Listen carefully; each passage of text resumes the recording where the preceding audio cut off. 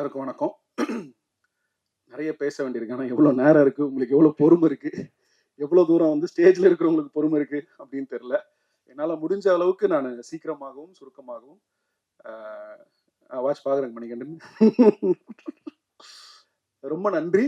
முதல்ல உங்கள் எல்லாரையும் பார்க்கறதுக்கு ரொம்ப சந்தோஷமாக இருக்குது. நீங்கள் சந்தோஷமாக சாப்பிட்றத பார்க்க ரொம்ப சந்தோஷமாக இருக்குது. ஏன்னா தமிழ் சினிமாவுடைய சூழலில் ஒரு படத்தினுடைய வெற்றி, அதற்கான ஒரு சூழல் அமையிறது அப்படிங்கிறது ஒரு இயக்குனர் நல்ல படம் எடுக்கிறதுனால மட்டும் கிடையாது. அந்த படம் வந்து சரியான ரிலீஸ் தேதி வரணும், அது அந்த இயக்குனர் கையில் கிடையாது. அந்த படம் வந்து சரியான பப்ளிசிட்டி கிடைக்கணும், அதுவும் அந்த இயக்குனர் கையில் கிடையாது. அந்த படம் வந்து டிஸ்ட்ரிபியூட்டர் சைடில் ஒரு கான்ஃபிடென்ஸை கிரியேட் பண்ணணும், அதுவும் அந்த இயக்குனர் கையில் கிடையாது. அப்புறம் போஸ்டர் ஓட்டுறதுலேருந்து ப்ரொமோஷன் பண்ணுற வரைக்கும் ஒரு படத்தினுடைய வெற்றி அது ஒரு நல்ல படமா இல்லை நல்லா இல்லாத படமாங்கிறத தாண்டி ஒரு வெற்றியை தீர்மானிக்க பல விஷயங்கள் கை கூட வேண்டியிருக்கு, ஒன்று சேர வேண்டியிருக்கு, ஒத்துழைக்க வேண்டியிருக்கு, உழைப்பை போட வேண்டியிருக்கு. பல நன்றி கடன்களால் மட்டும்தான் அந்த வெற்றியும் பூர்த்தி அடைகிற மாதிரியான சூழல் இன்னைக்கு தமிழ் சினிமாவில் இருக்கு. அப்படி இருக்கும்போது ஒரு நல்ல படத்தை எடுத்துட்டு சந்தோஷமாகவும் நிம்மதியாகவும் மட்டும் இருக்க முடியாம இந்த படம் எப்படி போய் மக்களை சேரும், அதை போய் சேர வேண்டிய அந்த பாதை அந்த படத்திற்கு சுமூகமாக இருக்குமா இல்லை அது சேலஞ்சிங்கா இருக்குமா அப்படிங்கிற பதட்டத்தோட வெள்ளிக்கிழமையும் சனிக்கிழமையும் கடந்துட்டு இருக்கிற பல இயக்குநர்கள் சார்பாக உங்க எல்லாருக்கும் என்னுடைய முழு நன்றி. உங்களுடைய அன்புக்கும் ஆதரவுக்கும், நீங்க இந்த டிஎன்ஏ படத்துக்கு எங்க மேல காமிச்ச அன்புக்கும் இந்த படத்து மேல காமிச்ச அன்புக்கும் உங்க எல்லாருக்கும் ரொம்ப ரொம்ப ரொம்ப ரொம்ப நன்றி. ரொம்ப தேங்க்யூ. கிட்டத்தட்ட இது 9 வருஷம் தாண்டி 10வது வருஷம் சினிமால. I don't feel very old. ஏன்னா சினிமாவுக்கு கொஞ்சம் வெளியில இருந்து தான் நான் சினிமாவை இயக்கியிருக்கேன். இந்த படம் என்ன சினிமாவை கொஞ்சம் உள்ள கூட்டிட்டு வந்த மாதிரி நான் ஃபீல் பண்றேன். எங்க இருந்து ஆரம்பிக்கிறதுன்னு தெரியல. இந்த படம் உருவாகிறதுக்கு காரணமா இருந்த சில இதயங்கள், அவங்களுக்கு என்னுடைய முதல் நன்றிகளை நான் சொல்லணும். ஆனந்துக்கும் திவ்யாவுக்குமான கதை வந்து கிட்டத்தட்ட எனக்கு 2009-10 இருந்து என்கிட்ட இந்த கதை உள்ளுக்குள்ளே இருக்கு. இந்த ஆனந்தும் திவ்யாவும் பெயர் வேற வேற, பட் இது நான் வந்து என் வாழ்க்கையில பார்த்த உண்மையான கதாபாத்திரங்கள். இந்த மாதிரி ஒரு குடும்பத்துல ஒரு 20 பேர் இருக்கிற குடும்பத்துல ஒருத்தரை மட்டும் அவங்களுடைய விஷயங்களை புரிஞ்சுக்காம, அவங்களுக்கு தேவையான அன்பையும் அரவணைப்பையும் காமிக்காம, அவர்களை வந்து ஒரு தனித்துவமாகவும் ஒரு அந்த அந்த குடும்பத்தினுடைய போக்கோட ஒன்று சேராத ஒரு ஆட்களாகவும் ட்ரீட் பண்ணும்போது அவங்க கோத்ரூ பண்ணக்கூடிய அந்த அந்த வழி இருக்குல்ல. ஒரு 20 பேர் இருக்கிற குடும்பத்துல எப்பவுமே ஒரு நல்லதோ ஒரு கெட்டதோ ஒரு டிஸ்கஷனோ இல்ல வந்து ஒரு முடிவோ இல்ல ஒரு ஊருக்கு போறோம்னா கூட அவனுக்கு விருப்பம் இருக்கான்னு கூட இல்ல அவளுக்கு விருப்பம் இருக்குமான்னு கூட கேட்காத மாதிரியான உயிர்கள் வந்து நிறைய சமூகத்துல இருக்கு. ஒரு குடும்பத்துல அவங்க ஒருத்தர் மட்டும் ஒட்டாம இருப்பாங்க. அப்படி நான் நிறைய கதாபாத்திரங்களை பார்த்திருக்கேன். அவங்களோட வழியை நான் வந்து பகிர்ந்திருக்கிறேன். எங்க குடும்பத்திலேயே நான் பார்த்திருக்கிறேன், என்னோட நண்பர்கள் குடும்பத்துல பார்த்திருக்கேன். ஸோ அந்த மாதிரி நான் பார்த்த 2 கதாபாத்திரம் தான் ஆனந்தும் திவ்யாவும். அவங்க 2 பேருக்கு அவங்களுக்கு கல்யாணம் ஆகுமா அப்படிங்கிற டிஸ்கஷன்ல எனக்கு இந்த கதையே வந்து கிட்டத்தட்ட பல வருஷங்களுக்கு முன்னாடி தோணுச்சு. அந்த டிஸ்கஷன் என் முன்னாடி ஒருத்தர் பேசிட்டு இருக்கும்போது, சரி நீங்க பண்ணலன்னா என்ன, அந்த கல்யாணத்தை நான் பண்ணி வைக்கிறேன், அவங்க 2 பேரும் ரொம்ப சந்தோஷமா வாழ்வாங்க அப்படின்னு நான் அன்னைக்கு எடுத்த முடிவு கிட்டத்தட்ட 14-15 ஆண்டுகளுக்கு தாண்டி இப்படி டிஎன்ஏன்னு ஒரு படமா அதுல வந்து அந்த கை குழந்தை சம்பந்தப்பட்ட ஒரு கிரைம் சம்பந்தப்பட்ட ஒரு விஷயமாவும் உங்களை வந்து சேர்ந்தடைஞ்சிருக்கும் போது எனக்கு என்ன தோணுதுன்னா, ஒரு பவர்ஃபுல் ஸ்டோரி, அதுக்குள்ள ஒரு பவர்ஃபுல் எமோஷன், அதை தாங்கி பிடிக்கிற கதாபாத்திரங்கள் இருந்தாலும் இன்னும் 10 வருஷம் கழிச்சு இந்த நான் கதையை எடுத்திருந்தாலும் அதற்கான வரவேற்பும் அன்பும் மக்களிடமிருந்தும் சரி உங்களிடமிருந்தும் சரி கிடைச்சிருக்குங்கிற நம்பிக்கையை விதைச்சதுக்கு உங்க எல்லாருக்கும் அடுத்த நன்றி. அந்த உண்மையான ஆனந்துக்கும் அந்த உண்மையான திவ்யாவுக்கும் இந்த வெற்றியை நான் சமர்ப்பிக்கிறேன். அவர்கள் இன்னும் உயிரோட இருக்கிறாங்க, ஆனா வேற வேற ஆட்களை கல்யாணம் பண்ணிட்டு ரொம்ப சந்தோஷமா இருக்கிறாங்க. அவங்களுக்கு இந்த வெற்றியை நான் சமர்ப்பிக்கிறேன். ஆனந்துக்கும் திவ்யாவுக்கும் இந்த வெற்றி சமர்ப்பணம். அடுத்தது இந்த படம் நடக்கிறதுக்கு வந்து சுரேஷ் சந்திரா சார் நம்ம அதர்வா பிரதரை மேனேஜ் பண்ணிட்டு இருக்காரு. சார் வந்து ஒரு முக்கியமான காரணம். அவரை நான் இந்த படத்தை பத்தி பேசுறதுக்கு ஒரு நாள் முன்னாடி ஒரு காஃபி ஷாப்ல பார்த்தேன். நாங்க வேற ஏதோ பேசிட்டு பிரிஞ்சு போயிட்டோம். திருப்பி அடுத்த நாள் வந்து நம்ம அம்பேத்கருடைய ஆபீஸ்ல பார்த்தேன். அப்போ நான் வந்து ப்ரொடியூசர் தயாரிப்பாளர் நம்ம அம்பேத்கருக்கு சொன்ன கதையை நீ சொல்லாதப்பா அப்படின்ட்டு சுரேஷ் சந்திரா சார்ட்ட வந்து என்னோட ப்ரொடியூசர் சொல்றாரு. கிட்டத்தட்ட நான் ஒரு தெரியல 100கணக்கான ஆட்கள்கிட்ட சினிமால இந்த 9 வருடத்துல கதை சொல்லியிருப்போம். முதல் முறையா என்னோட கதையை என் முன்னால் ஒரு ஒரு ஒரு ஒரு சுரேஷ் சந்திரா சார் கிட்ட நான் எப்படி சொல்வேனோ சொன்னேனோ எங்கே நிறுத்தினேனோ எதை வந்து ஒரு ஹைலைட்டா நான் ஹைலைட் பண்ணி டிராமாட்டிக்கா சொன்னனோ அதை அப்படியே வந்து எங்க ப்ரொடியூசர் அம்பேத்குமார் சொன்னாரு. அப்பதான் நான் கன்வின்ஸ் ஆனேன், ஓகே இவருக்கு இந்த கதை உண்மையிலே புரிஞ்சிருக்கு, பிடிச்சிருக்கு, இந்த படம் வந்து நடக்கும் அப்படின்னு சொல்லி. அந்த மொமெண்ட் நான் என்னைக்குமே மறக்க மாட்டேன். அதுக்கப்புறம் வந்து அதர்வா பிரதர் கூட நான் ஃபர்ஸ்ட் ஒரு மீட்டிங் தான் நான் பேசினேன் கதை சொல்லும் போது. அதுக்கப்புறம் நான் படம் முடிவாகிற வரைக்கும் நெருக்கத்துல தான் நான் பேசுற சூழ்நிலை நடந்துச்சு. ஸோ இந்த படம் நடப்பதற்கும் இந்த படத்துடைய ஆரம்ப புள்ளியில ஒரு முக்கிய அங்கமாகவும் காரணமாகவும் இருந்த சுரேஷ் சந்திரா சாருக்கு என்னுடைய நன்றி. அடுத்தது இந்த படத்துடைய இந்த படம் இன்னைக்கு டிஎன்ஏவா வெளியில வந்திருக்குன்னா இதுக்கு பல நல்ல உள்ளங்கள் பின்னாடி நிறைய வேலை செஞ்சிருக்காங்க. அதுல வந்து திங் மியூசிக் எங்க படத்துடைய ஆடியோ வாங்கியிருக்கிறாங்க. அந்த திங் மியூசிக் டீமுடைய சப்போர்ட் வந்து ரொம்ப பெரிய சப்போர்ட். அவங்களோட வைஸ் பிரசிடென்ட் சந்தோஷுக்கு என்னுடைய மிகப்பெரிய நன்றி. அவர் என்னுடைய நண்பர். நாங்க மைக்கு வெளியில வேற மாதிரி தான் பேசுவோம். கிட்டத்தட்ட சந்தோஷ் எனக்கு 18-19 வருஷமா தெரியும். நான் சொன்னேன் இல்லையா, இந்த சினிமால வந்து இந்த நல்ல உள்ளங்கள் அப்படின்னு இந்த கதையில சில விஷயம்லாம் சொல்றோம்ல, நானும் சந்தோஷும் ஒரு காலேஜ் ஸ்டூடெண்டா பழகுறோம். அங்கிருந்து 2 பேருடைய பயணம் வேற. ஆனா இன்னைக்கு நான் டிஎன்ஏல ஒரு இயக்குனராகவும், அவர் அந்த பக்கம் திங் மியூசிக்ல வந்து ஒரு கண்டென்ட் பையராகவும், இல்லை இன்னைக்கு இண்டஸ்ட்ரியில இருக்கக்கூடிய ஒரு ஒரு வெல்விஷராகவும் ஒரு ஃப்ரெண்டாகவும் பார்க்கும்போது எல்லாரும் சேர்ந்து இந்த படத்தை வந்து உங்ககிட்ட கொண்டு வந்து ப்ரெஸ் பண்ற அனுபவம் வந்து எனக்கு ரொம்ப திருப்தியா இருந்துச்சு. லைஃப் இஸ் ஆல்வேஸ் அ சர்க்கிள்னு சொல்லுவோம்ல, அது அடிக்கடி நமக்கு லைஃப் சொல்லிட்டே இருக்கிற மாதிரி நான் பாக்குறேன். சந்தோஷுக்கு ரொம்ப ரொம்ப ரொம்ப ரொம்ப ரொம்ப நன்றி. அடுத்தது வந்து என்னுடைய காஸ்ட் அண்ட் க்ரூ. நான் அதை பத்தி சுருக்கமா சொல்லிடுறேன். ஏன்னா இன்னும் பல இடங்கள்ல நான் அவங்களை பத்தி பேசியிருக்கிறேன், குரூவை பத்தியும் பேசியிருக்கிறேன். அதுக்கு நான் டைம் அதிகமா எடுத்துக்க விரும்பல. குரூவை பத்தி சொல்லணும்னா, பார்த்திபன் வந்து ஒரு மிகச்சிறந்த திறமைசாலி. அவர் பார்க்க மட்டும் கொஞ்சம் ராம்ஜி மாதிரி இருப்பாப்ல. ராம்ஜி சார் வந்து எங்களுக்கு ஃபேவரட் சினிமாட்டோகிராஃபர். அவர் பார்க்க அப்படிதான் இருப்பார்ல. ஒரு நம்ம ராண்டி சார்கிட்ட ஒர்க் பண்ணாரு, நேனோக்கடினேன்னு ஒர்க் பண்ணியிருக்காரு. ஒரு கடுமையான உழைப்பாளி, காஞ்சிபுரத்துக்காரரு. மெட்ராஸ்க்கான வாடகை இன்னும் பார்த்திக்கு வரல. பார்த்தியை நான் வந்து கிட்டத்தட்ட 2015 ஒரு நாள் கூத்து ஷூட்டிங்ல நான் எப்படி பார்த்தேனோ அந்த உடம்புல 1/2 கிலோ கூட எக்ஸ்ட்ரா போடல. 2025 டெய்லி காலையில எழுந்திரிச்சு 10 கிலோமீட்டர் ஓடிட்டு இருக்கு பீஸ். அதனால 2025லயும் பார்த்தி அப்படியே இருக்கிறாப்ல. ஆனா அவருடைய திறமை பன்மடங்கு உயர்ந்திருக்கு. பார்த்தி வந்து ஒரு டெடிகேட்டட் கேமராமேன். இந்த படத்துல வந்து நான் ஆக்சுவலா முந்தைய 3 படங்கள்ல கோகுல ரொம்ப டார்ச்சர் பண்ணிருக்கேன். ஆனா இந்த படத்துல எனக்கு என்ன வேணுங்கிறத நான் பார்த்தி கிட்ட தெளிவா சொல்லிட்டு பார்த்திக்கிட்டே நிறைய முடிவுகளுக்கான பொறுப்புகளை விட்டுட்டேன். அதனால பல முக்கியமான முடிவுகள் வந்து இந்த படத்துல பார்த்தி எடுத்தது விஷுவலி. இன்னைக்கு ஒவ்வொரு விமர்சனத்திலையும், ஒவ்வொரு ட்வீட்லயும், ஒவ்வொரு இன்ஸ்டாகிராம் போஸ்ட்லயும், ஏன் ஒரு காமன் ஆடியன்ஸ் வந்து அவங்க கொடுக்கக்கூடிய ரிவ்யூலையும் சினிமோட்டோகிராஃபியை ரொம்பவும் அப்ரிஷியேட் பண்றாங்க அப்படிங்கிறது எனக்கு ரொம்ப சந்தோஷமா இருக்கு. உங்ககிட்ட ஒரு முக்கியமான விஷயம் சொல்லணும்னு நினைக்கிறேன். ஒரு மிகப்பெரிய படத்துல ஒரு பெரிய ஹீரோ, பெரிய பட்ஜெட் நான் சொல்றது வெறும் நம்பரை குறிக்கிறதுல சொல்றேன். 100 கோடி இல்ல 70 கோடி 80 கோடி போட்டு எடுக்கிற படங்கள்ல ஒரு சினிமோட்டோகிராஃபர் கேட்கக்கூடிய எல்லா லைட் இருக்கும், எல்லா டெக்னீஷியன் இருக்கும், எல்லா எக்யூப்மெண்ட் இருக்கும், நிறைய டைம் இருக்கும்.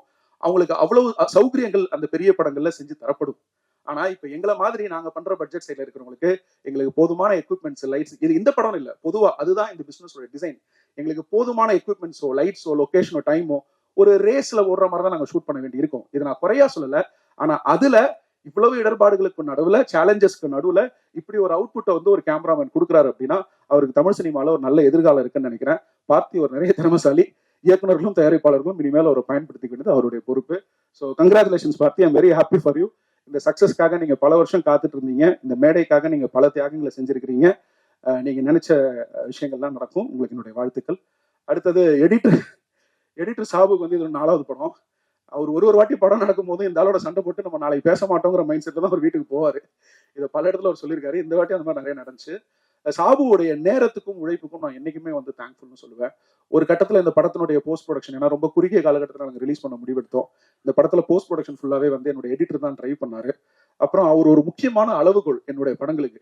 அவர் சிரிக்கிற இடங்கள்ல முதல்ல அந்த ரஷ் பார்த்து அவர் சிரிச்சாருன்னா தியேட்டர்ல சிரிப்பாங்க. இன்ன வரைக்கும் சொல்றேன், அவர் எங்கெங்கெல்லாம் இந்த தியேட்டர்ல ஆடியன்ஸ் சிரிப்பாங்கன்னு நினைச்சாங்களோ, எங்கெங்கெல்லாம் பயங்கர சுவாரஸ்யமா சீட் எட்ஜ்ல வந்து பார்ப்பாங்கன்னு நினைச்சாரோ நான் கூட நம்பல.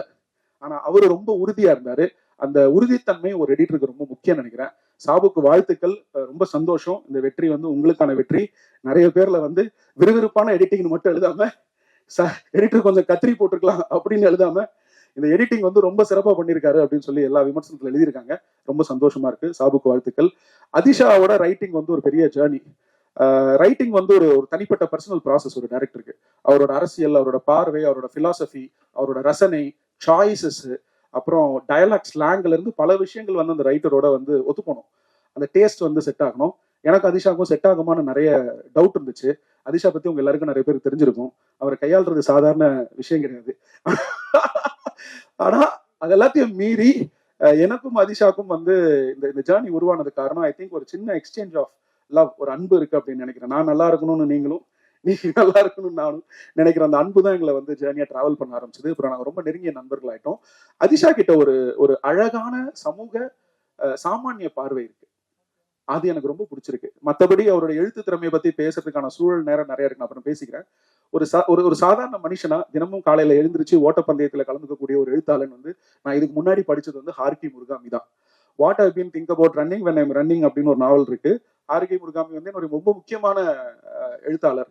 ஸோ எனக்கு அதிஷாவை பார்க்கும்போதெல்லாம், சிங்கப்பூர்ல இருக்காரு, நோபல் பரிசு பெற்ற எழுத்தாளர். எனக்கு அதிஷாவை பார்க்கும்போதெல்லாம் ஒரு விதமான ஹார்கி முருகாமி தான் நான் பாக்குற மாதிரி இருக்கும். அவர் உண்மையாவே ஒரு பெரிய ஹார்கி முருகாமியா வரணும் அப்படிங்கிறது என்னோட ஆசை. வாழ்த்துக்கள் அதிஷா.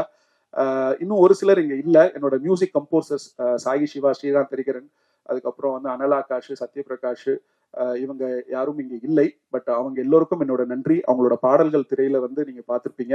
ஒரு டெபியூ கம்போசரா அவங்க இந்த படத்துல அவங்களோட பங்களிப்பை ரொம்ப சிறப்பா செஞ்சிருந்தாங்க. அவங்களுக்கு நன்றி. மீடியா மேசன் டீமுக்கு நன்றி. அப்புறம் இந்த மியூசிக்கை கோஆர்டினேட் பண்ணி கொடுத்த பவித்ராக்கு நன்றி. அப்புறம் ஜிப்ரான் சார், இன்னைக்கு ஒரு சின்ன கன்ஃபியூஷனால அவர் இங்க வர முடியாம போச்சு. அதுக்கு காரணம் நான் தான். இந்த படத்துக்கு வந்து பின்னணி இசை வந்து எவ்வளவு முக்கியம், எவ்வளவு பெரிய பலம் அப்படிங்கிறது படம் பார்க்கும்போது உங்களுக்கு தெரிஞ்சிருக்கும். இந்த பின்னணி இசைக்கு போதுமான கால அவகாசம் அவருக்கு நான் கொடுத்துடணும்னு முயற்சி பண்ணேன். கிட்டத்தட்ட ஒரு 4-5 ஐட்ரேஷன்ஸ் நாங்க பண்ணியிருக்கோம் படம் ஃபுல்லா. இந்த படத்தை டிராவல் பண்ண, ஏன்னா இந்த படத்துல அதிக நேரம் வந்து டயலாக்ஸ் இல்லாம, அதிக நேரம் வந்து என்ன சொல்றது, மியூசிக்கலாகவே ரொம்ப நேரம் டிராவல் பண்ற மாதிரியான சீக்வன்சஸ் இருக்கு. ஒரு சே சீக்வன்ஸா இருக்கட்டும், இல்ல வந்து ஒரு ஃபைட் சீக்வன்ஸா இருக்கட்டும், இல்ல வந்து ஒரு டென் சீக்வன்ஸா இருக்கட்டும், அந்த டென்ஷனை இன்னைக்கு சீட் எட்ஜ்ல நீங்க ஃபீல் பண்றீங்க அப்படின்னா அதுக்கு எந்த அளவுக்கு விஷுவல் முக்கியமோ அதுக்கு சரி சம அளவு அந்த இசையை உங்களுக்கு கொண்டு வந்து சேர்த்த என்னுடைய ரீ ரெக்கார்டிங் மிக்சர் தபஸ் நாயக் சார். ஏன்னா அவர் தான் குபேராகும் மிக்சர். 2 படமும் ஒரே நாள்ல ரிலீஸ். அந்த மனுஷன் வந்து தூக்கம் இல்லாம வேலை செஞ்சனாலதான் இந்த படம் டைமுக்கு வந்தது. தபஸ் நாயக் சாருக்கு ஆரம்பிச்சு, என்னுடைய சவுண்ட் டிசைனர் பிரதாப்ல ஆரம்பிச்சு, அதுக்கப்புறம் எனக்கு டப்பிங் பண்ணி கொடுத்த திலீபன் அவருடைய அசிஸ்டன்ட்ல ஆரம்பிச்சு, எனக்கு கம்போஸ் பண்ணி கொடுத்த ஜிப்ரான் சார் வரைக்கும் இந்த சவுண்ட் டிபார்ட்மெண்ட்ல கம்ப்ளீட்டா ஒர்க் பண்ண ஒவ்வொரு டெக்னீஷியனுக்கும் நன்றியை சொல்லிக்கிறேன். எனக்கு எந்த அளவுக்கு பிக்சர் முக்கியமோ அதுக்கு சம அளவு எனக்கு சவுண்டு முக்கியம். அதனால யூஸ்வலா அவங்களுக்கான அங்கீகாரமும் அந்த உழைப்புக்கான வேலிடேஷன் கிடைக்காம போகும். ரொம்ப பிரதானமா நீங்க இது எழுதணும். தமிழ் சினிமால நீங்க சவுண்ட் டெக்னீஷியன்ஸ் வந்து one of the finest technicians, நமக்கு இந்தியாலேயே ஃபைனஸ்ட் டெக்னீஷியன்ஸ் இருந்திருக்காங்க. அது ஸ்ரீதர் சாரா இருக்கட்டும், இல்ல ஏஎஸ் லட்சுமி நாராயண் சாரா இருக்கட்டும், இல்ல இன்னைக்கு இருக்கக்கூடிய நிறைய மிக்சிங் இன்ஜினியர்ஸ், சவுண்ட் இன்ஜினியர்ஸ் எல்லாமே தமிழ்நாட்டில இருந்து போனவங்க. ஸோ அவங்களுக்கு உரிய அங்கீகாரத்தையும் மரியாதையும் தரணும்னு நினைக்கிறேன். ஸோ இந்த படம் நல்ல சவுண்ட் குவாலிட்டியில ஒரு நல்ல தியேட்டரிக்கல் எக்ஸ்பீரியன்ஸா வந்ததுக்கு என்னோட என்டையர் சவுண்ட் டீம் காரணம். Starting from Ghibran sir to Tapak sir, எல்லாருக்கும் என்னுடைய நன்றி, வாழ்த்துக்கள். காஸ்ட் எவ்வளவு டைம் இருக்கு? முடிச்சிருக்கேன். ஸோ விஜய் மேம் வந்து ஃபர்ஸ்ட் டைம் அவங்க வீட்டில் போய் கதை சொன்னேன். அவங்க வீட்டுக்குள்ள போனவொன்னு இந்த எக்ஸ்பீரியன்ஸே வித்தியாசமா இருந்தது. சாப்பிட வைக்காம அனுப்ப மாட்டேன் அப்படின்னு சொல்லிட்டாங்க. நான் வந்து அன்னமிட்ட கை அப்படின்னாங்க. டைட்டில் நல்லா இருக்கு, அடுத்த படத்துக்கு வச்சுக்கிறேன். அவங்க வந்து அவங்களோட ஸ்கிரீன் பிரசன்ஸ் எனக்கு ரொம்ப பிடிக்கும். நான் நிறைய வாட்டி சொல்லியிருக்கேன், ஃபேன் ஆஃப் ஐஸ் அப்படின்ட்டு. எப்படி அதர்வா கண்களை பத்தி நான் நிறைய இடத்துல பேசியிருக்கணும். ஒரு வாட்டி எடிட்ல பார்க்கும்போது அவங்க கண்களை பார்த்துட்டு என்ன பவர்ஃபுல்லான ஒரு ஐஸ் இல்லை அப்படின்னு நான் சொல்லுவேன். அப்புறம் அவங்க வந்து என்னன்னா ரொம்ப வருஷமா நடிக்கிறாங்க. ஆனா அவங்க நடிச்ச படங்களோட எண்ணிக்கையை வந்து சொன்னா எனக்கு ஆச்சரியப்பட்டுட்டேன். நான் என்ன சொல்றீங்க, நிறைய படம் நடிக்கிற மாதிரி இருக்கு, ஆனா நீங்க வந்து குறைவான எண்ணிக்கை தானே சொல்றீங்க அப்படின்னு கேட்டதுக்கு, அப்போ ஆக்சுவலா பின்னாடி இருக்கிற காரணம் என்னவா இருக்கும்னா, choice. We are nothing but the choices we make. நம்ம யார் என்று அறியப்படுகிறோம், அது இட்ஸ் நத்திங் பட் அதெல்லாம் நம்ம தேர்வு செய்யக்கூடிய அந்த சாய்ஸஸ் உடைய ரிசல்ட் தான். இந்த படம் எடுக்கணும்னு நாங்க எடுக்கிற முடிவு, இந்த படம் எடுக்கணும்னு ப்ரொடியூசர் எடுக்கிற முடிவு எங்களை கொண்டு வந்து இங்க நிறுத்தி இருக்கு. ஸோ அந்த மாதிரி அவங்களோட சாய்ஸஸ் வந்து ஒரு குவாலிட்டியான ஆர்டிஸ்ட், ஒரு குவாலிட்டியான ஆக்டர் அப்படிங்கறத எஸ்டாப்ளிஷ் பண்ணிருக்கு. அவங்க இந்த படத்துல ரொம்ப நல்ல பங்களிப்பு கொடுத்துருக்காங்க. நன்றி. இன்னும் நிறைய அவங்களோட ஒர்க் பண்ணணும்னு ஆசைப்படுறேன். போஸ் அண்ணன் 4 நாள் தான் ஒர்க் பண்ணணும்னு நினைக்கிறேன். அவர் எனக்கு முன்னாடியே பரிச்சயம். உண்மையிலேயே அவருக்கு கேமரா வச்சுட்டு நான் ரசிச்சேன். இதை நான் இது வரைக்கும் அவர்கிட்ட சொல்லலை. ஏன்னா ஒரு நல்ல கிரியேட்டருக்கு ஒரு ஃப்ரேம்குள்ள ஒரு ஆர்டிஸ்ட் வந்ததும் அந்த ஃப்ரேமை ஓன் பண்றாங்கன்னு வச்சுக்கோங்களேன், அது பார்க்கறதுக்கு அப்படி ஒரு எக்ஸைட்மெண்ட்டை தரும். ஏன்னா நாங்க எழுதுனதை வந்து உயிரோட பார்க்கணும்ல. அது வர்ற மொமெண்ட் எப்பன்னா, கேமராலாம் வச்சிருவோம், லைட் எல்லாம் பண்ணிடுவோம், மூவ்மெண்ட் எல்லாம் பார்த்துருவோம், செக் பண்றோம், அசிஸ்டன்ஸை வச்சு நாங்க வந்து மார்க் எல்லாம் போட்டுருவோம். அவங்களை இப்படி ஓரம் போட்டுட்டு லைட் எல்லாம் போட்டு அந்த ஆர்டிஸ்ட் அங்க உட்கார வைக்கிறோம்ல, அப்போ அந்த காட்சி வந்து உயிர் பெறும். ஒரு கிரியேட்டரா அந்த காட்சி உயிர் பெறுவதை நீங்க பார்ப்பீங்க.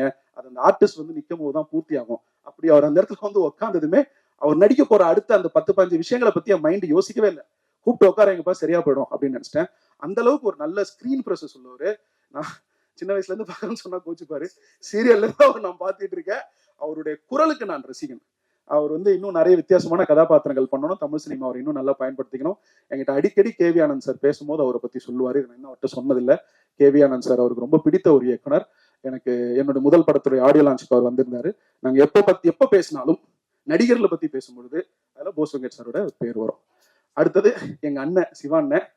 உண்மையிலேயே நான் அவரை நடிக்க கூப்பிடும் போது என்ன நினைச்சேன்னா, ஒரு பெரிய இயக்குனர், அப்புறம் இன்னைக்கு ஒரு பெரிய ஹீரோவோட தொடர்ந்து பயணம் செஞ்சுட்டு இருக்காரு. அவர் யாரு, தாடி கட்டிலாம் வச்சுட்டு ஆள் ஒரு மாதிரி இருந்தாரு. அப்புறம் அவர் யாரு, அவர்கிட்ட எப்படி அணுகணும் அப்படின்னு ஒரு தயக்கம் இருந்துட்டே இருக்கு. அந்த தயக்கத்தை வந்தோன்னே உடனே உடச்சிட்டாப்ல. பல நாட்கள் வந்து ஷூட்டிங் உட்கார வச்சுட்டு நான் சும்மா உட்கார வச்சிருக்கோம். பாண்டிச்சேரியில கிளைமேக்ஸ் ஷூட் பண்ண போயிட்டு 3 நாள் அவரை நாங்க சும்மா வைக்க வேண்டிய சூழ்நிலை வந்துருச்சு. எங்க எல்லாருக்கும் அண்ணன்னு உரிமையா கூப்பிடக்கூடிய ஒரு இடத்த கொடுத்துருக்காரு. இந்த படத்தினோட வெற்றியில நான் உண்மையா சொல்றேன், எனக்கு இருக்கிற சந்தோஷத்தை விட ஒரு படி மேல, இங்க இருக்கிற எல்லாரோட சந்தோஷத்தை விட ஒரு படி மேல சந்தோஷம் வந்து அண்ணனுக்கு இருக்கு. அண்ணன் வந்து ஒரு பரிசுத்த இதயம், உள்ள இருக்கிற மனசு வந்து ஒரு அன்பான மனசு. நான் அண்ணன் பேசும்போது அண்ணனோட அம்மாவுடைய முகத்தை பார்த்துக்கிட்டே இருந்தேன். மேல இருந்து உட்காந்து தன் மகன் பேசுவதை அவ்வளவு ரசிக்கிறாங்க. அவங்களோட அந்த லவ்வையும் அந்த ரிலேஷன்ஷிப்பையும் பார்க்க எனக்கு ரொம்ப சந்தோஷமா இருக்கு. நான் மனசார சொல்றேன், ரொம்ப நன்றி, ரொம்ப நன்றி, ரொம்ப தேங்க்யூ. பாலசக்திவேல் சார், அவர் தான் பண்ணணும், வேற யாருமே பண்ணக்கூடாதுன்ற முடிவோட இருந்தேன். இன்னைக்கு ஏதோ ஒரு முக்கியமான வேலை இருக்கு. நைட் அவர் ஒய்ஃபோட படம் பார்த்துட்டு பேசினாரு. அவங்க சாரோட ஒய்ஃப் மேடம் வந்து ஒரு 1/2 hour பேசினாங்க. பல்ச்சுன்னு ஒண்ணு போட்டுட்டு இது நல்லா நடிச்சிருக்கேன் அப்படின்னு வேற சொன்னாங்க. ஐ குட் விஷுவலைஸ் அவங்க வந்து அவரோட சீக்ஸ் ஸ்லாப் பண்றது. அவரை கஷ்டப்படுத்திருக்கேன் அந்த படத்துல. அவரை பயங்கரமா ஓட வச்சிருக்கேன், ஓடியார வச்சிருக்கேன். பல இடங்கள்ல வந்து அவர்கிட்ட நிறைய டேக் வாங்கியிருக்கேன். எனக்கு வந்து ஒரு இயக்குனர்னு பார்க்காம ஒரு செட் அசிஸ்டன்ட் ஒர்க்கு கிட்டத்தட்ட பல இடங்கள்ல அவர் எனக்காக நீ நவரு அப்படின்னு அந்த வேலையை பார்த்துருவாரு. அண்ணன் கூட கிரீன் அசிஸ்டன்ட் டைரக்டரோட உள்ள சேர்ந்து வந்து கிளீன் பண்ணிட்டு இருப்பாரு, பொசிஷன் கொடுக்க சொல்லிருப்பாரு, நீங்க வந்து ஓரமா உட்காருங்க அப்படின்னு சொல்லுவேன். பாலசக்திவேல் ஒரு குழந்தை. எங்க செட்ல யாரு வந்தாலும் அவர் கண்ணத்தையும் மீசையும் பிடிச்சி கிள்ளிட்டு அவர் டெடிபேர் மாதிரி ஒரு இருக்கு, அவருக்கு ஒரு கட்டி அணிச்சு கட்டி ஒரு ஹக்கு கொடுத்துட்டு அதுக்கப்புறம் தான் எங்க வேலையை ஆரம்பிப்போம். அது ஒரு ஹாப்பி சோல், ஒரு நல்ல எனர்ஜி, ஒரு அருமையான மனுஷன், ஒரு பெரிய டைரக்டர். காதலுங்கிற ஒரு படம் வந்து தமிழ் சினிமாவில் வெளிவந்த சிறந்த 50 படங்கள்னு எடுத்தீங்கன்னா அதுல காதல் வந்துடும். அப்பேற்பட்ட ஒரு டைரக்டரோட என் படத்துல வேலை செஞ்சது எனக்கு ரொம்ப சந்தோஷமா இருக்கு, பெருமையா இருந்தது. அவருக்கு ரொம்ப நன்றி. வேற யாராவது மிஸ் பண்ணிட்டேன்னா okay. Coming back to my Anand and Divya. Ramesh கோச்சிக்கு போறான். ஆல்ரெடி ஆடியோ லான்ச்ல உன் பேர் சொல்லுன்னு கோச்சிக்கிட்டா. ஆடியோ லான்ச்ல டைமே இல்லை. ரொம்ப நன்றி. ரமேஷ் வந்து என்னோட குடும்ப உறுப்பினர் மாதிரி, என்னோட நண்பர் மாதிரி. இந்த படத்துல வந்து ரமேஷ்க்கு நான் 20 நாள் தான் ஃபர்ஸ்ட் டேட் கேட்டேன். அவன் வேற ஒரு படத்துல மாட்டிட்டு இருந்தான். கடுமையான சூழ்நிலையில இன்னொரு படத்தை தியாகம் செஞ்சுட்டு ஒரு இயக்குனருக்கு வந்து நோ சொல்லிட்டு தான் இந்த படம் எனக்கு ரமேஷ் வந்து பண்ணி கொடுத்தான். அவருக்கு, ரமேஷ் திலக்கு வந்து மிகவும் நன்றி. ஏன்னா அவர் கமிட் பண்ணதை தாண்டி ஒரு 20 நாள் இந்த படத்துல வந்து அவர் நடிச்சு கொடுத்தாரு. அதுக்கு அவர் அதிகமா சன்மானம் எதுவும் பெற்றுக்கொள்ளவில்லை, கொடுக்கறதாவும் இல்லை. ஆமா. ஸோ ரமேஷோடைய பங்களிப்பு வந்து ஒரு திருப்திகரமான பங்களிப்பு. ஆஃப்டர் ஒரு நாள் கூத்து இன்னும் நிறைய ரமேஷ் வந்து கேரக்டர் ரோல்ஸ் பண்ணணும் அப்படின்னு நான் வந்து விரும்புறேன். அதனால ரமேஷுக்கு வாழ்த்துக்கள். நடிகர்கள் முடிச்சுட்டு வந்துடுறேன். அதர்வா அண்ட் நிமிஷா, உண்மையிலேயே திவ்யா ஆனந்த கதை வந்து திரைக்கு வரும்னு நான் எதிர்பார்க்கல. ஏன்னா அந்த கதை என்கிட்ட பல வருடங்களாக இருக்கு. இன்னைக்கு இருக்கக்கூடிய முக்கியமான பிரதான தயாரிப்பாளர்கள் எல்லாருக்குமே இந்த கதை வந்து ஓரளவுக்கு தெரியும். பட் இந்த கதையுடைய மையத்தை ஒரு ப்ரொடியூசர் புரிஞ்சிட்டதும், ஒரு டைரக்டர் அந்த அலைவரிசையோட வந்ததும், அது சாத்தியப்பட்டது எப்படின்னா அதுக்குள்ள வந்து ஒரு ஹீரோவும் ஒரு ஹீரோயினும் வரும்போதுதான். இப்போ நிமிஷாவை எடுத்துக்கிட்டோம்னா, எனக்கு நிமிஷாக்கான அறிமுகம் வந்து தொண்டி முதலும் படம் தான். அதுல வந்து பாத்தீங்கன்னா போலீஸ் ஸ்டேஷன்ல ஒரு சீன் வரும் ஃபஹத் ஃபாசிலோட. இவங்க வந்து அவங்க கிட்ட கேள்வாங்க, நீ செயின் எடுத்து வாயில போட்டதை நான் பார்த்தேன், நீ பொய் சொல்ற அப்படின்னு சூரஜ் வெங்காயமோட ஒரு பக்கத்துல இருப்பாரு. கோவமா வந்து ஃபகத் கிட்ட வந்து அவங்க நடிப்பாங்க. நான் உண்மையிலே ஆச்சரியமா பார்த்தேன். ஃபகத் என்பது ஒரு மாபெரும் நடிகன். நிமிஷாவுக்கு வந்து அது முதல் படம். அவங்க அந்த நடிகருக்கு முன்னாடி அப்படிப்பட்ட ஒரு பெர்ஃபார்மன்ஸை ஒரு ஆர்டிஸ்டால கான்பிடென்ட்டா தைரியமா முதல் படத்துல கொடுக்க முடியும்னா அப்ப இந்த பொண்ணு கிட்ட ஏதோ ஸ்பெஷலா இருக்கு அப்படின்னு சொல்லி நான் அவங்கள ஃபாலோ பண்ண ஆரம்பிச்சேன். அடுத்தது எனக்கு தெரிஞ்சு நான் நயட்டு பார்த்தேன்னு நினைக்கிறேன். நயட்டுலயும் வந்து எனக்கு வந்து ஒரு ஷாக்கிங் பெர்ஃபார்மன்ஸா இருந்தது. கிரேட் இண்டியன் கிச்சன், ஒரு வாட்டியும் அந்த கிச்சனுக்குள்ள அவங்க போகும்போதும் அவங்க அனுபவிச்ச அந்த வழியை நானும் அனுபவிச்சேன். ஆச்சரியமா இருந்தது. அப்புறம் சித்தால பார்த்திருக்கோம், ஜிகத்தண்டல பார்த்திருக்கோம், மாலிக்ல பார்த்திருக்கோம். நிமிஷாவிடம் இருப்பது ஒரு விதமான வரம், நடிப்பை பொறுத்த வரைக்கும். அது அவங்களுக்கு தெரியாது. அதுதான் அதோடைய சிறப்பும் கூட. நீங்க எல்லாரும் அவங்கள ஒரு பயங்கரமான ஆக்டர்னு சொன்னதுல 1% கூட அவங்களோட மைண்ட்ல ஏறல. இப்ப அவங்க மைண்ட் எல்லாம் என்ன இருக்குன்னா, இன்னொரு ஷூட்டுக்கு போனோம், அங்க ஒரு டைரக்டர் வெயிட் பண்ணிட்டு இருப்பான், இவன் என்ன இவ்வளவு போட்டு பேசிட்டு இருக்கானே, நீ எல்லாம் தேவையில்ல, நான் போன் பண்ணி கேட்டுக்கிறேன், என்ன விடு, நான் ஷூட்டிங் போறேன், அதானே சாரு அண்ணாட்ட சாரி சொல்லிடலாமா சாரு அண்ணாக்கு. சோ இந்த இந்த இந்த இந்த இன்னசென்ஸ் இருக்குல்ல, இந்த அன்பு இருக்குல்ல, அது ஒரு பியூரான ஒரு பியூரஸ்ட் ஃபார்ம்ல இருக்கு. அது எங்க படத்துக்கு கிடைச்சது ஒரு பிளெஸிங் நினைக்கிறோம். எங்களுடைய entire crew and press and cast sarba, thank you so much Divya. Without you this film wouldn't have been complete. Thank you so much. இந்த திவ்யாவை பார்த்துக்கிற அளவுக்கு எனக்கு ஒரு ஆனந்த தேவை. அதர்வா பிரதரை பத்தி நிறைய கேள்விப்பட்டிருப்போம், நிறைய நீங்க கடந்து வந்திருப்பீங்க. அவர் இண்டஸ்ட்ரியில வந்து 10 வருஷத்துக்கு மேல இருக்காரு, ஒரு மிகப்பெரிய நடிகருடைய மகனா இருக்கிறாரு. எனக்கு தெரிஞ்சு எந்த நடிகர் தன்னுடைய உடலை சரியாக மெயின்டைன் பண்றாங்களோ, ஒரு டிசிப்ளினை கடைபிடிக்கிறாங்களோ, அவங்க கிட்ட டிசிப்ளின் இருக்குதுன்னு அர்த்தம். டிசிப்ளின் இல்லாம அவங்க கிட்ட ஒரு உடலை வந்து மெயின்டைன் பண்ண முடியாது. அதுக்கு என்ன தேவைன்னு எனக்கு தெரியும், நான் போராடிட்டு இருக்கேன் 10 வருஷமா. சோ அப்படி இருக்கும்போது ஃபர்ஸ்ட் மீட்டிங் எனக்கு ஒரு நல்ல கான்பிடன்ஸை கொடுத்தது. ஏன்னா ஒரு ஹீரோ இதைத்தான் ரசிப்பார்னு தமிழ் சினிமால காலங்காலமாக பல இயக்குநர்களுக்கு அந்த ஹீரோவை சுத்தி இருக்கிறவங்க ஒரு கற்பிதத்தை கொடுத்துட்டு இருக்காங்க. ஹீரோக்குனா இப்படிதான் கதை பண்ணணும், ஹீரோக்கு இப்படிதான் கதை சொல்லணும்னு. நான் முதல் முறையா ஹீரோக்கு, நான் அதர்வாக்கு கதை சொல்லிட்டு நான் ஃபீல் பண்ணது என்னன்னா, அப்படிலாம் இல்ல. ஒரு டிராமாவை அவங்க என்ஜாய் பண்றாங்க, ஒரு காமெடி அவங்க என்ஜாய் பண்றாங்க, ஒரு எமோஷன் அவங்க என்ஜாய் பண்றாங்க. அப்போ இவங்களை பத்தி நம்ம கேள்விப்படுறது வந்து சரியா தவறா அப்படின்ற ஒரு குழப்பம் வருது. ஸோ இந்த கதை அடுத்த கட்டத்துக்கு நகர்ந்ததுக்கான காரணம் அதர்வாவுடைய இந்த கதை தேர்வும் ரசனையும், இந்த கதையில அந்த ஆனந்த் திவ்யாங்கிற கதாபாத்திரத்து மேல அவர் வச்ச அன்பும் நம்பிக்கையும். எனக்கு தெரிஞ்சு அதுதான் ஃபர்ஸ்ட். அதுக்கப்புறம் தான் நெல்சன். நான் ரொம்ப கிளியரா சொல்றேன், இந்த ஃபர்ஸ்ட் 45 மினிட்ஸ் நான் வந்து அவருக்கு நரேட் பண்ணும்போது டிராமா அவர் பயங்கரமா என்ஜாய் பண்ணாரு. அங்கிருந்து அவர் ஷூட்டிங் போகும்போது ஒரு வாட்டி என்கிட்ட சொன்னது என்னன்னா, அதை குறைச்சிடாதீங்க, அதை குறைச்சிடாதீங்க, அதை குறைச்சிடாதீங்க, அதை குறைச்சிடாதீங்க. இதைதான் திரும்ப திரும்ப சொன்னாரு. நான் நினைத்த மாதிரி எல்லாம், அப்புறம் நமக்கு இருந்த சூழ்நிலைகள், நமக்கு இருந்த சேலஞ்சஸ், இது எல்லாத்துக்குள்ளயும் உங்களோட ஒத்துழைப்புக்கும் நேரத்துக்கும் நம்பிக்கைக்கும் நன்றி. நான் கொடுத்த வார்த்தையை காப்பாத்திட்டேன்னு நினைக்கிறேன். ஒரு நல்ல படம் கண்டிப்பா தானே உங்க கரியர்ல அப்படின்னு நான் ப்ராமிஸ் பண்ணேன். I think I delivered. I'm very happy. நிச்சயம் நாங்க இன்னொரு படம் கண்டிப்பா ஒர்க் பண்ணோம். அது இதை விட இன்னும் பெட்டர் படமா கொடுக்கறதுக்கு நாங்க ட்ரை பண்ணுவோம். Thank you so much brother. மிக்க மிக்க நன்றி. இந்த படத்தினுடைய வெற்றிக்கு ஒரு தயாரிப்பாளர் எந்த அளவுக்கு காரணமோ, ஒரு இயக்குனர் எந்த அளவுக்கு காரணமோ, அந்த படத்தினுடைய இணை இயக்குனர் அந்த அளவுக்கு காரணம். என்னோட இணை இயக்குனர், நான் சொல்றேன், என்னோட இணை இயக்குனர் நாகராஜன். ஃபரானாக்கும் அவர் தான் இணை இயக்குனர், இந்த படத்துக்கும் அவர் தான் இணை இயக்குனர். இது வந்து ஒரு குறுகிய காலகட்டத்தில் நான் ஷூட்டிங்கு போனேன். இதை ஒரு ஷார்ட் நோட்டீஸ்ல எனக்கு எடுக்கிறதுக்கான கான்ஃபிடன்ஸ் கொடுத்தது வந்து என்னுடைய கோ டைரக்டர் தான். அவர் வந்து என்னோட நண்பர், என்னோட ஃப்ரெண்ட், என்னோட மென்டர், பிலாசபர், அதுக்கப்புறம் நிமிஷாவுடைய பிளே பார்ட்னர், அதர்வாவுடைய பட்டி, அப்புறம் எங்க எல்லா டீமுக்கும் அவர் நாக்ஸ், அப்புறம் ஐஸ்வர்யா ராஜேஷ்க்கு வந்து ஸ்னேக்ஸ், அப்புறம் வந்து அண்ணனுக்கு வந்து தம்பி, வரமாட்டாப்ல, கூச்சப்படுவாப்ல, அண்ணனுக்கு வந்து தம்பி. எனக்கு வர வேண்டிய பிரஷர்ல 99% பிரஷரை தன் தோள்களில் சுமந்து இந்த படத்தினுடைய வெற்றிக்காக ஆரம்பத்துல இருந்து கடைசி வரைக்கும், இந்த நொடி வரைக்கும் உழைச்சிட்டு இருக்கிற நாகராஜுக்கு என்னுடைய மனமார்ந்த நன்றி. பல நேரங்கள்ல நான் வந்து நினைச்சு பார்த்திருக்கேன், நாகராஜ் இல்லைன்னா நமக்கு ரொம்ப டைட் ஆகும் அப்படின்னு சொல்லிட்டு. அதனால தேங்க்யூ.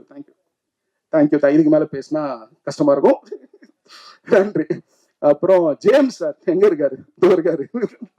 எங்க ப்ரொடியூசர் வந்து ரொம்ப இன்ட்ரெஸ்டிங்கான ஒரு கேரக்டர். அவர் வந்து ஒரு மக்கள் பிரதிநிதி, பயங்கர பரபரப்பா இருப்பார். நைட்டு 11 மணிக்கு யாராவது ஏதாவது வேணும்னா கூட அன்னைய தேத்துக்கு ஒரு IAS ஆஃபீஸருக்கோ IPS ஆஃபீஸருக்கோ கால் பண்றது வந்து யோசிக்க மாட்டாரு. டெய்லி அவர் வந்து கட்சி சம்பந்தப்பட்ட ஆட்கள் ஆஃபீஸ்ல இருப்பாங்க. இதுக்கு நடுவுல தான் அவர் சினிமா பண்றாரு. அவர் அந்த பரபரப்பு நடுவில் அவர் பிடிக்கிறது ஒரு சேலஞ்சா இருக்கும். பிளஸ் இந்த படத்தினை பத்தின முதல் நம்பிக்கை, ஃபர்ஸ்ட் இந்த படத்தை ஒரு நல்ல எடிட் பண்ண விஷயம் பார்த்தது வந்து நம்ம ஜேம்ஸ் சார் தான். அவர் அன்னையில இருந்து இந்த படத்துல இன்னைக்கு செகண்ட் வரைக்கும் அவர் வச்சிருக்கிற அந்த நம்பிக்கை வந்து எனக்கு ரொம்ப மோட்டிவேட்டிங்கா இருந்துச்சு. அப்புறம் பல பிரச்சனைகளும் பல சூழ்நிலைகளும் எனக்கு பக்கமா நின்று உதவி பண்ணி இந்த படத்தை முடிக்கிறதுக்கு ஹெல்ப் பண்ணியிருக்காரு. அதனால நன்றி James sir, thank you so much. எங்க அம்மாவுக்கு நன்றி. இந்த படத்துடைய ப்ரொடியூசர் வந்து பாத்தீங்கன்னா ஒரு நல்ல மக்கள் பிரதிநிதி. அவரோட எண்ணம் வந்து சரியான இடத்துல இருக்கு. இந்த படத்தை வந்து இவ்வளவு என்ன சொல்றது, இவ்வளவு பேருக்கு போய் ரீச் ஆகுற அளவுக்கு இவ்வளவு நல்ல பப்ளிசிட்டி பண்ணி இந்த படத்தை வந்து தமிழ்நாட்டில் இருக்கிற எல்லாருக்கும் போய் சேர்ற அளவுக்கு இந்த படத்தை பத்தின விளம்பரங்களை கொண்டு போய் கொடுத்து இன்னைக்கு உங்க அளவுக்கு முன்னாடி இந்த படம் நல்லா தெரிகிற அளவுக்கு செஞ்சிருக்கிறாருன்னா அதுக்கு எங்க ப்ரொடியூசருடைய சரியான திட்டமிடலும், இந்த படத்தை மேல அவர் வச்சிருந்த நம்பிக்கையும், இந்த பப்ளிசிட்டிக்கு அவர் செலவு பண்ணதும், அதுதான் வந்து எங்களுக்கு காரணம். அதனால என் ப்ரொடியூசருக்கு வந்து இந்த படத்தை எங்களுக்கு எடுத்து கொடுத்ததுக்கும், இந்த படத்தை கொண்டு போய் மக்கள்கிட்ட சேர்த்ததுக்கும், எங்க எல்லாரையும் பத்திரமா பார்த்துக்கிட்டதுக்கும் என்னுடைய ப்ரொடியூசர் அம்பேத்குமார் சாருக்கு நன்றி. அவங்களோட மனைவி ஜெயந்தி அம்பேத்குமாருக்கு நன்றி. இந்த படத்துல ஆஃபீஸ் அசிஸ்டண்டா இருந்து இந்த வேலைகளை ஃபுல்லா முடிச்சு கொடுத்த ஸ்ரீ பசங்களுக்கும், general manager AGM Subu sir, அப்புறம் வந்து ஷர்மா, இவங்க எல்லாருக்கும் என்னுடைய நன்றி. அப்புறம் இந்த படத்தினோட எக்ஸிக்யூட்டிவ் ப்ரொடியூசர் திரு பாலா, அவர் தான் அம்பேத் சார்கிட்ட அறிமுகப்படுத்தி வச்சாரு, அவருக்கு நன்றி. யாரையாவது விட்டுட்டானு தெரியல. யுவராஜ் எப்பா சண்டை, தயவு செய்து வா, இவன் மேல வா. இல்ல 4 நாளா வந்து நாங்க ஊரா போனோம். எங்க ப்ரொடியூசர் எவ்வளவுதான் பப்ளிசிட்டி பண்ணாலும், எவ்வளவுதான் செலவு பண்ணாலும், யுவராஜ் இல்லைன்னா என்னால வந்து இந்த 4 நாள் நிம்மதியா இருந்திருக்க முடியாது. இப்ப பாப்பாங்க அதர்வாவாலையும் இருக்க முடியாது. யுவராஜோட ஒர்க் பண்றதா முதல் படம். ஏன்னா எனக்கு நல்ல பழக்கம். ஒரு விஷயம் நான் வந்து யுவராஜ் பத்தி இங்க சொல்லணும். நல்ல வேலை நான் மறந்துருப்பேன். அதாவது நான் இந்த 4 நாளா யுவராஜ் கூடவே டிராவல் பண்றேன். 4 நாளா ஒரு இனோவா கார்ல ஊரா சுத்திட்டு இருக்கோம். அவ்வளவு போன் வருது, அவ்வளவு பேர் பேசுறாங்க, அவ்வளவு மெசேஜஸ் வருது. யார் யாரோ பேசுறாங்க. ஒரு ஹோட்டல் ஹவுஸ் பாய்ல இருந்து ஒரு பெரிய நடிகர் வரைக்கும், ஒரு பெரிய மேனேஜர் வரைக்கும், ஒரு பெரிய ப்ரொடியூசர் பேசுறாங்க. ஒரு செகண்ட் இந்த மனுஷன் முகம் சுளிக்கல, கோவப்படல. ஒரு பக்கம் வந்து ஒரு ப்ரொடியூசர் ஒரு ஃபங்க்ஷன் நடத்துக்கு ஒரு பணம் தர வேண்டியிருக்கு, ஒரு பக்கம் ஒரு ஆர்டிஸ்ட் கிட்ட இருந்து ஒரு பதில் வர வேண்டியிருக்கு, ஒரு பக்கம் இன்னொரு ப்ரோக்ராமுக்கு லேட் ஆயிட்டு இருக்கு, ஒரு பக்கம் வந்து இன்னொரு டாக்குமெண்ட் எதுவும் அனுப்ப வேண்டியிருக்கு. இவர் அந்த அந்த ஸ்பேஸ்ல ஒர்க் பண்றதை பாக்குறதுக்கு ஒரு சூப்பர்மேன் மாதிரி இருக்காப்ல. அதனால இந்த படத்தை கடைசி நொடியில் கடைசி நேரத்தில் மக்களிடம் எடுத்து செல்வதற்கு மிகப்பெரிய தூணாக உதவியாக இருந்த யுவராஜுக்கு நன்றி. யுவராஜ் இல்லைன்னா என்னால இந்த 3-4 நாட்கள் வந்து நிம்மதியா கடந்து போயிருக்க முடியுமான்னு தெரியாது.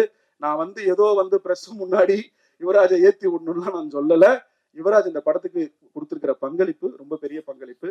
அதுக்கு முறையான அங்கீகாரமும் வேலிடேஷனும் வேணும். அதுக்கு தான் நான் இங்க சொல்றேன். நன்றி. கார்த்திக் ரவிவர்மாவுக்கு நன்றி. இந்த படத்தினுடைய ப்ரொமோஷன்ஸ்க்காக, இந்த படத்தினுடைய பல விஷயங்களுக்காக ஆரம்பத்துல இருந்து கான்ட்ரிபியூட் பண்ணி கொடுத்துருக்காரு.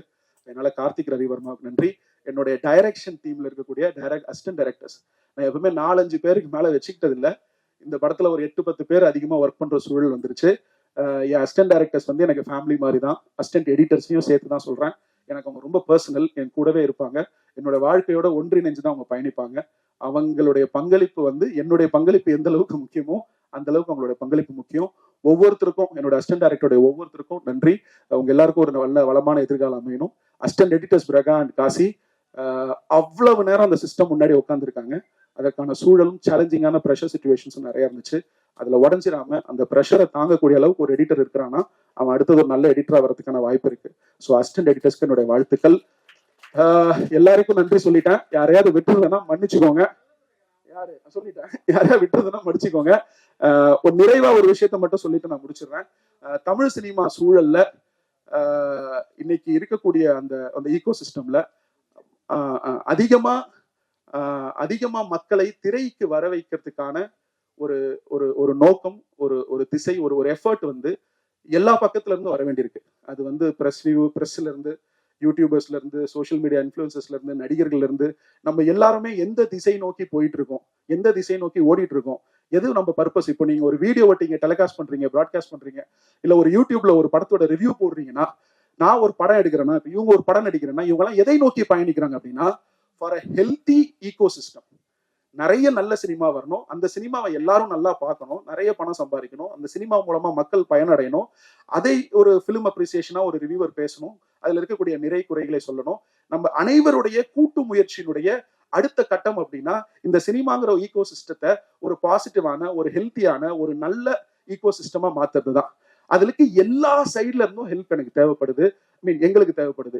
நீங்க எழுதிய ஒவ்வொரு ரிவ்யூ நான் படிச்சேன், நீங்க பேசின ஒவ்வொரு ரிவ்யூ நான் கேட்டேன். உங்களுடைய ஒவ்வொரு வரியும் வந்து நான் வேல்யூ பண்றேன்.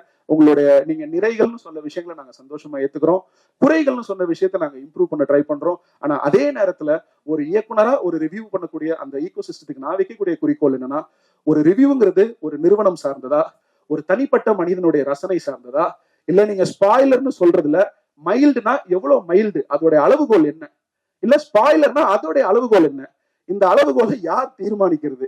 இல்ல இப்ப நீங்க ரிவ்யூ சொல்லும் பொழுது அந்த ரிவ்யூவோட நோக்கம் என்ன?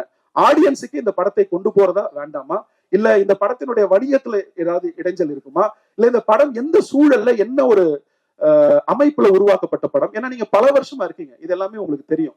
சோ இதை எல்லாத்தையுமே நீங்க கணக்குல எடுத்துட்டு ரிவ்யூ பண்றீங்களா அப்படின்னு எனக்கு அந்த ரிவ்யூ பார்க்கும்போது ஒரு சின்ன குழப்பம் இருந்துச்சு. இந்த என்டையர் படம் ஃபுல்லா நான் போன 3 படங்கள் அதை பெருசா நான் வந்து அவ்வளவு நேரம் ஸ்பெண்ட் பண்ண முடியல. பட் ஒவ்வொரு ரிவ்யூவும் பார்த்தேன், ஒவ்வொன்றையும் ஸ்டடி பண்ணேன். ஒவ்வொருத்தருடைய அந்த என்ன சொல்றது அனுபவம் வித்தியாசமா இருந்தது. சென்னையில ரிவ்யூ பண்றவர், ஒரு இங்கிலீஷ் பத்திரிகையில ரிவ்யூ பண்றவர், ஒரு தமிழ் பத்திரிகைக்கு ரிவ்யூ பண்றவர், ஒரு தமிழ் யூடியூப் சேனலுக்கு ரிவ்யூ பண்றவர். சோ உங்களுக்கு அந்த ஈகோ சிஸ்டம்ல இருக்கக்கூடிய ஒரு 50 பேராலேயே ஒரு படம், இந்த படம் இல்ல, ஒரு படத்துக்கு வந்து ஒரு ஒருமித்த கருத்தை ஃபார்ம் பண்ண முடியாத பட்சத்துல இந்த பக்கம் இருக்கிற நாங்க புரிஞ்சுக்க ட்ரை பண்றோம். So we would like to have a strong handshake. நாங்க பாதி தூரம் வரோம், நீங்க பாதி தூரம் வாங்க. Will handshake, will understand which content, எந்த படம் எந்த கதை இந்த ஈகோ சிஸ்டத்துக்கு தேவை, அதை எப்படி பிரசன்ட் பண்ணா நம்ம எல்லாரும் சேர்ந்து சினிமாவை ஒரு படி அடுத்ததுக்கு எடுத்துட்டு போக முடியும் அப்படின்னு நான் தெரிஞ்சுக்கவும் பேசவும் ஆசையா இருக்கேன். அடுத்த வர காலகட்டங்கள்ல அது நடக்கும். தொடர்ந்து என்னுடைய 4 படங்களுக்கும் நீங்க கொடுத்த சப்போர்ட்டுக்கும் நன்றி. Thank you so much. நிறைய டைம் எடுத்துக்கிட்டேன். நன்றி.